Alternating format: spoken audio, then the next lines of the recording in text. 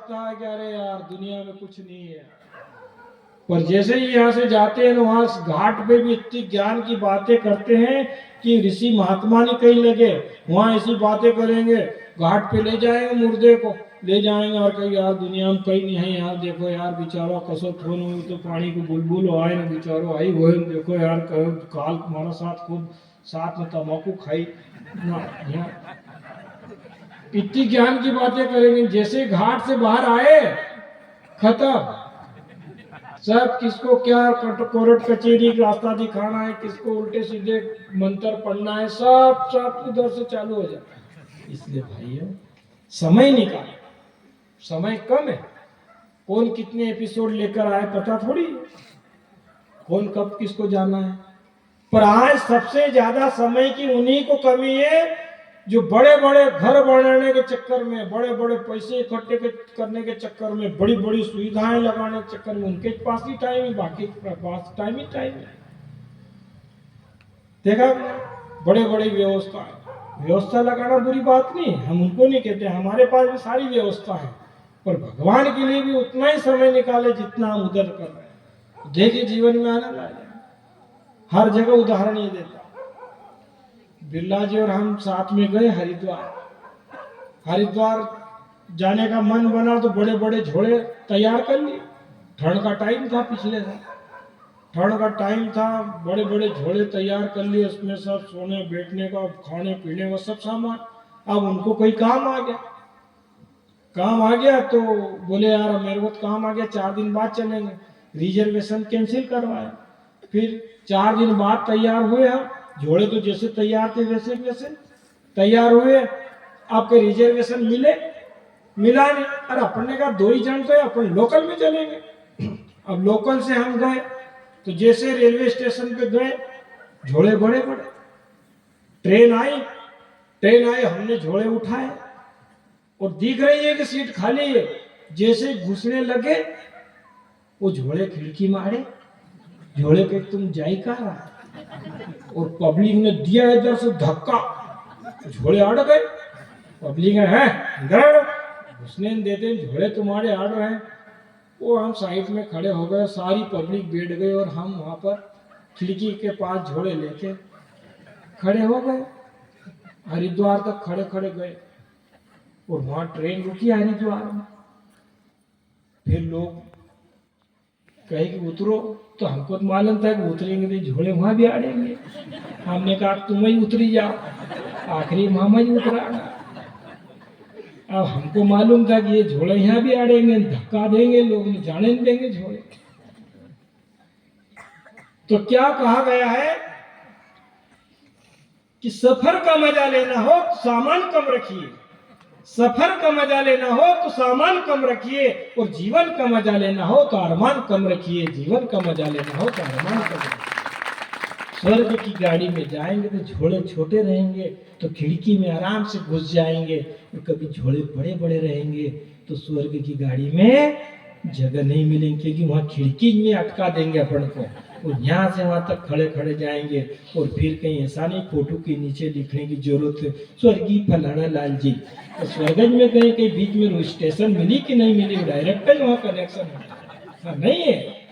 कई ऋषि महात्माओं के हड्डे गड़ गए जब जाके उनको स्वर्ग की अनुभूति हुई है, और यहाँ तो पट्टों ने लिख दिया स्वर्गीय फलाना लाल जी नहीं।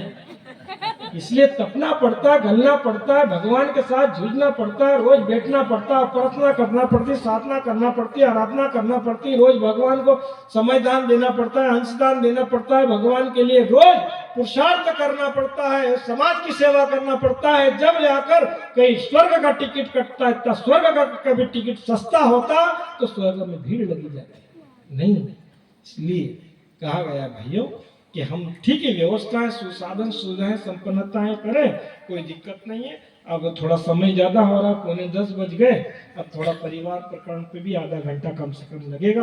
तो निवेदन ये कर रहे हैं कि ये अखिल विश्व गायत्री परिवार आपके बीच में आया है, आपसे निवेदन अनुमोदन विनती करने आया है कि हम समझें, हम अपने आप को संभालें, अपने आप को भगवान के साथ जोड़ दें, भगवान के साथ साझेदारी कर ले। कभी जिंदगी में घाटे का सौदा नहीं रहेगा। ये इतने आसपास के हमारे शाखाओं के भाई आए, इनको कहीं ना कहीं मिला है। ऐसे नहीं आए कि साहब इनको कोई काम नहीं है तो ये आ गए, कहीं नहीं काम है तो ये हमारे आसपास के भी आ गए। नहीं, चित्र मोड़ में गए हम तो एक माए का ही आंगण है कि भाई माँ छोड़ो कोई काम को नहीं, तू था गायत्री परिवार में जोड़ मन माए थारा काम को नहीं है, तुम्हारा गुरु काम को भी नहीं है, थारा घर में सिलेक्ट है तो भगवान का काम हो भी सिलेक्ट है।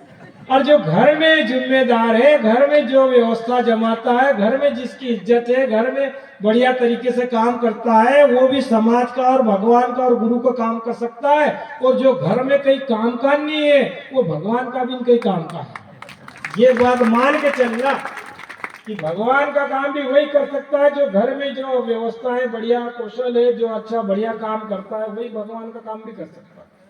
ऐसे नहीं कि पत्ते खेलने वाले की कहीं जाए चाहे जो वो काम नहीं कर सकते, क्योंकि भगवान भी प्रतिभावानों को ही बुलाता है।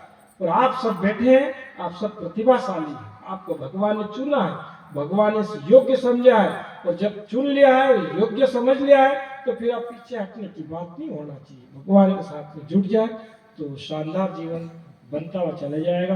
बोले गायत्री माता की जय।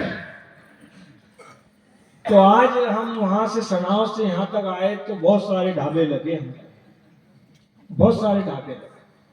ढाबे क्या, पहले हम पहले गांव में रहते थे तो ऐसे दो अम्माएं बात कर रही थी।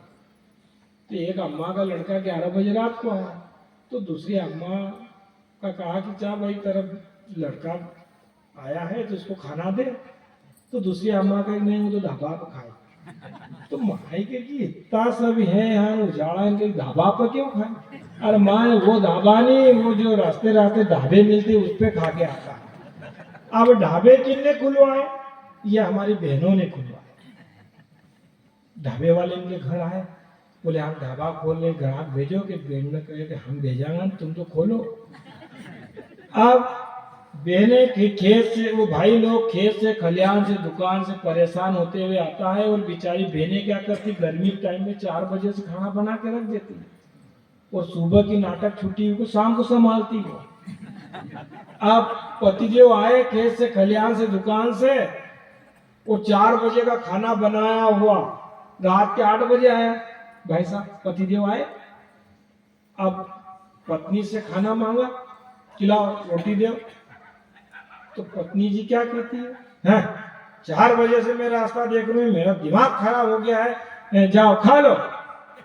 200 चैनल का टीवी के हाथ में रखते हुए खटाखट ये चैनल वो चैनल वो चैनल दबा के सब देखती जा रही। और एक बहन को तो हमने कहा बहन तुम इतना चैनल न कसा देखते, एक एक काम 4-4 नाटक देखू कसा देखती, एडवर्टाइज आवाज जानते दूसरी लगेगी, वो आवाज जानते दूसरी लगेगी। आप 200 चैनल का रिमोट हाथ में, और पतिदेव ने खाना मांगा तो बोले तुम खा लो। तो 4 बजे का खाना बनाया और शाम को पतिदेव खाते हैं, और जैसे ढक्कन खोलते हैं तो रोटी ऐसी कड़क भट हो जाती है जैसे हवा की पक्की से। वो दूधी यहाँ से तोड़े, आधी खाज के नहीं चले कहाँ ढाबा बैठने कहीं। आप ढाबे पे बढ़िया काजू कतलीन क्या क्या खा पी के बढ़िया गना